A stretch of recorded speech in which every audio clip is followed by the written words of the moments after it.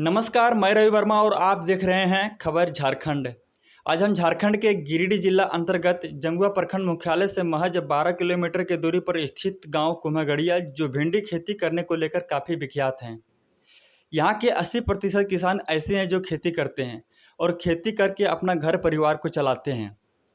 सबसे बड़ी बात यह है कि यहाँ के जो किसान हैं कड़ी मेहनत करके खेती करते हैं और खेती करके घर परिवार चलाते हैं, लेकिन अभी तक यहाँ पर इस गांव के लोगों को किसी प्रकार की सरकार के द्वारा सुविधा नहीं मिली है। यहाँ के किसान नदी से 1 किलोमीटर दूरी तक फीता के जरिए गड्ढा खोदकर पानी उतने दूर तक लेते हैं और उससे अपना फसल को उगाते हैं। दूसरी बात यह है कि कुम्हगड़िया एक कृषि प्रधान वाला गांव है। यहाँ के किसान हमेशा मेहनत करते हैं और मेहनत करके ही अपना फसल उगाते हैं, लेकिन कृषि प्रधान होने के बाद भी यहाँ के किसानों को किसी प्रकार की सुविधा नहीं मिली है। अगर यहाँ के किसानों को नल जल योजना के तहत या फिर कृषि विभाग के द्वारा अगर पानी खेतों तक पहुँचा दिया जाता तो यहाँ के किसान जमुआ प्रखंड मुख्यालय ही नहीं बल्कि गिरिडीह तक अपना फसल को लेकर बेचते हैं। हालांकि कुम्हगड़िया भिंडी की खेती को लेकर काफ़ी विख्यात हैं। यहाँ से रोज़ाना 10 से 12 क्विंटल भिंडी रोज़ाना जमुआ प्रखंड मुख्यालय व मिर्जागंज लेकर जाते हैं और यहाँ से अलग अलग जगह पर यहाँ की जो बेची गई भिंडी दूर तक लेकर बेचते हैं। और सुबह होने के बाद अगल बगल के जो गांव के लोग हैं वह भिंडी लेने के लिए डायरेक्ट गांव तक पहुंच जाते हैं ताकि यहाँ पर सुबह सुबह का जो ताज़ा सब्जियां आते हैं उससे लेकर जा सकें। फिर भी यहाँ के गांव के लोगों को अभी तक किसी प्रकार की सुविधा नहीं मिली है।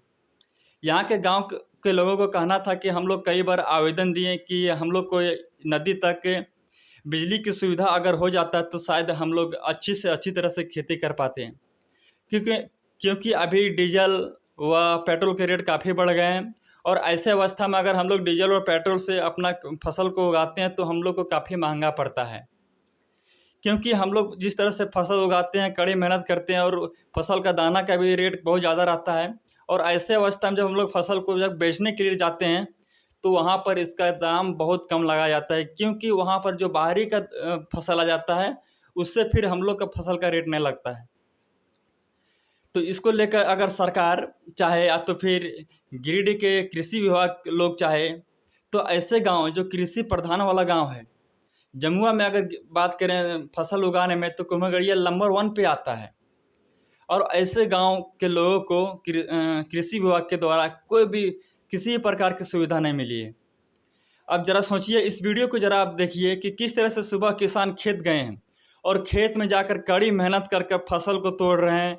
फसल तोड़ने के बाद फिर उसमें सिंचाई पानी चलाएंगे, क्योंकि अभी कड़ी धूप है और कड़ी धूप में अगर पानी नहीं चलाते हैं तो एक नहीं दूसरा दिन तुरंत फसल मरने के लिए शुरू हो जाता है।